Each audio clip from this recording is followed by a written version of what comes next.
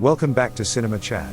Today I will show you a crime, thriller film from 2010, titled 13. Spoilers ahead. Watch out and take care. In a building where lots of money changes hands, under a very peculiar light bulb, Vincent is holding a gun against a man's head as the man points his own gun at him in return. As Vince waits for the right moment to shoot, he remembers how all this got started. 4 days earlier in Ohio, Vince, his mother, and his sisters agree to put up their house for sale so that they can pay for his father's medical bills. He's been in the hospital for a while because of an accident. Vince visits his dad every day before going to work. As an electrician, he works with a variety of clients, and today's is Mr. Harrison, who has received a mysterious letter and doesn't know he has a cop parked across the street, taking pictures of him. When he tells his girlfriend about the letter, Vince overhears him saying it'll bring him a lot of money. Later that day, Vince returns home to celebrate his youngest sister's birthday and is amused by her wish of having her own lamb. Meanwhile, on the other side of the country, Jasper Baggas meets with some shady men that lend him $2 million, expecting him to pay back $3 million in 3 days. The next day when Vince visits his dad at the hospital, the doctor tells him another operation will be needed, which of course will make the debt worse. Afterward, Vince goes back to work at Mr. Harrison's and overhears him telling a friend that this special job will give him a large amount of money in just 1 day. He did the same job in the past and managed to make it because of luck, but the memories haunt him. So after his friend is gone, Mr. Harrison goes to his room wanting to have some good time but accidentally dies from an overdose. Sometime later, after the cops have asked all the important questions, Vince is allowed to go. But before he leaves, he stops by Mr. Harrison's desk and steals the mysterious envelope, which has a train ticket for New York and a CPS receipt for pickup. Vincent goes to the post office, gives his ID to the clerk when he asks for it, and in return he gets a package with a phone, $500, a key, and a letter with a spider logo and instructions that tell him to use the money for the hotel in New York and that he should only use the phone provided he can't take his own. He'll later receive further instructions. Mr. Harrison's girlfriend tells the police about the missing envelope, and when they go to check the post office, they find Vince's name as the person that picked up Harrison's package. They send this information to Detective Milan, who has been investigating the case behind those envelopes and orders them to follow Vince around. The next day, Vince puts on his best suit and takes the train to New York, unaware that a cop is following him.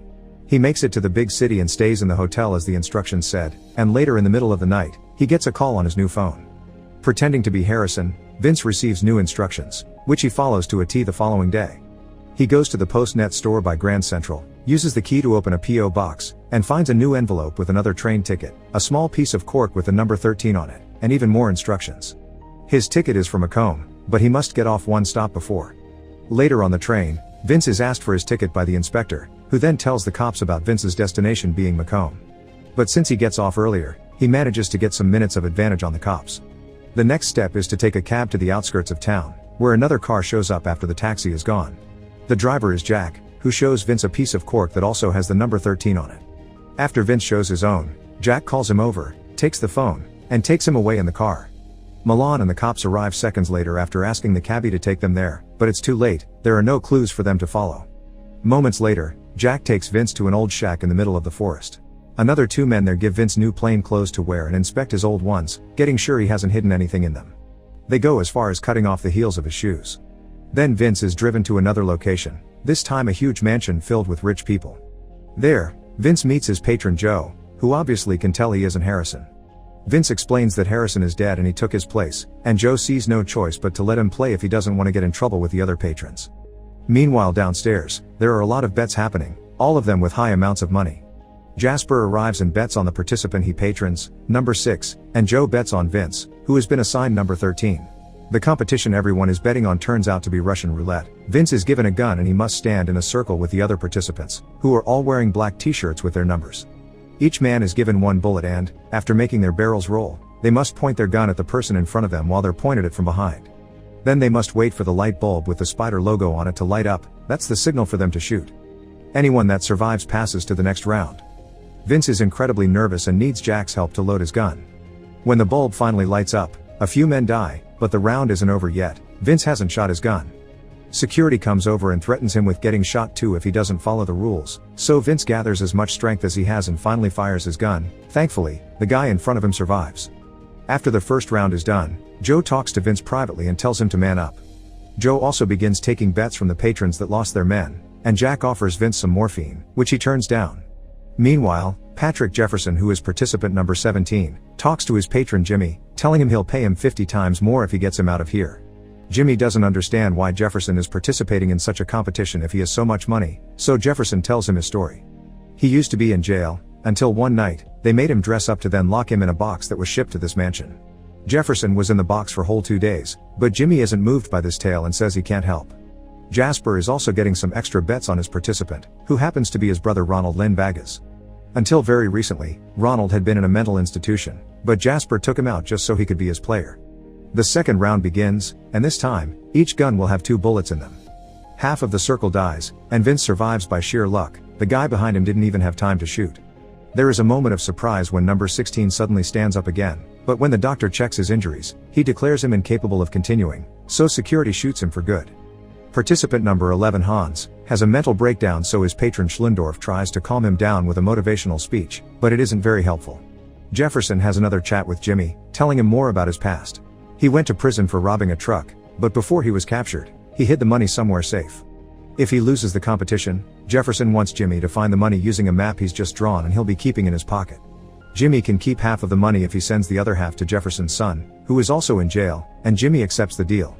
While collecting more bets, Jasper is having some flashbacks of his own. Back when he took his brother out of the mental institution, Ronald stopped taking his medication, claiming he felt better without it. Now, however, he doesn't look so well. When Jasper draws a number and learns Ronald will be pointing at 13, Ronald throws an ashtray at Vince's head and Jasper has to stop him from making a scene. Round 3 begins and the stress is taking a noticeable toll on the participants. Hans is given morphine to calm him down and send him to the game, and number 3 needs a chair to be able to participate at all. Ronald provokes Vince into pushing him and even slaps him as well, but the host stops things before they escalate. In this round, each player will have 3 bullets. The players go through the usual steps and shoot, leaving only 5 alive: Vince, Jefferson, Ronald, number 3, and number 9. This means the competition can enter the final stage of the game, the duel. 5 wrapped balls have been put on the table, 2 black and 3 white. The patrons of the remaining 5 players will each choose a ball and the 2 that get the black ones will be in the final duel while the other 3 are free to go. Jasper and Joe grab the black ones, which means Vince will be going against Ronald. Jasper, having the experienced player, receives most of the new bets, but Joe manages to convince Schlendorf to bet on Vince because their chance will be 5-1, meaning much more money. Jimmy informs Jefferson can collect his money and go. But when Jefferson gets distracted while changing back into his normal clothes, Jimmy surprises him from behind and tries to kill him. Thankfully, security finds them before the worst happens and reminds Jimmy survivors can't be hurt. Jefferson curses Jimmy's name and makes fun of him for believing tales as he takes out the piece of paper he had in his pocket and shows his blank. Jimmy and the guard leave, and before he finishes changing, Jefferson reveals it was all a trick. The blank paper had been a decoy. He still has the map on him as well and proceeds to burn it before finally leaving. Before the final round begins, Ronald snaps at Jasper, insulting him and asking for his share of money this time. He knows Jasper got money from their parents to take care of him and Jasper used it to put him in the mental institution, only taking him out to bring him to the game and never sharing what he wins. We go back to the beginning of the story as it's time for the final duel, and each player is given 3 bullets. Vince and Ronald look directly at each other as they point their guns, but when they shoot, neither of them falls. A lucky round. For the next try, an extra bullet is added, and this time Ronald dies, meaning Vince has won the competition.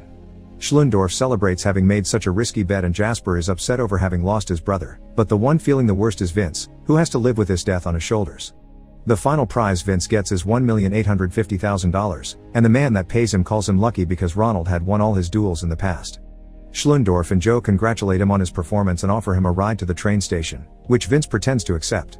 But when he goes upstairs to pick up his stuff, he goes through the room filled with the participants and escapes the mansion through the window. Jack does notice he's gone, but Joe doesn't seem to care when he's told. Vince makes it to the train station in the morning and he's seen by the taxi driver that took him there the day before, which equals bad news. The driver calls the police and lets them know Vince's location. Luckily for him, Vince sees the police cars arrive from afar and hides his money bag inside a trash can before they catch him. Moments later, he's taken to Milan to be interrogated. The detective asks about the money, but Vince pretends he doesn't know what he's talking about and makes up a story on the spot. He explains he never made it to the competition because they noticed he wasn't Harrison, so they dropped him in the middle of the forest to shoot him, but he ran away. As proof, Vince shows Milan his shoes, pretending they had lost their heels because of how hard he ran.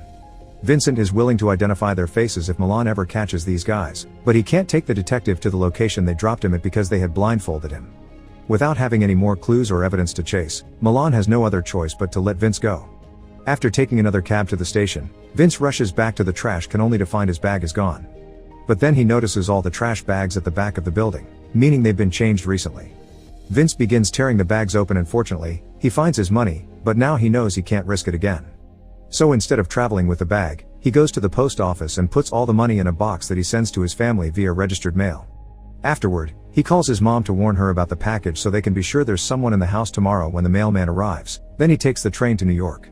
After staying the night in a hotel, Vince stops by the grocery store in the morning to buy some snacks. There, he sees a lamb plushie that reminds him of his sister and ends up paying $100 for it because the clerk is reluctant to sell it. Now is time to go home to Ohio. Vince boards his last train and Jasper follows him, making some chit-chat as if this was a perfectly normal situation.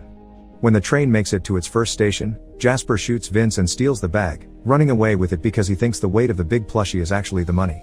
Before dying, Vince swallows the post office receipt as he thinks about his family. Thanks for watching. I'll see you next time. Cinema Chat out.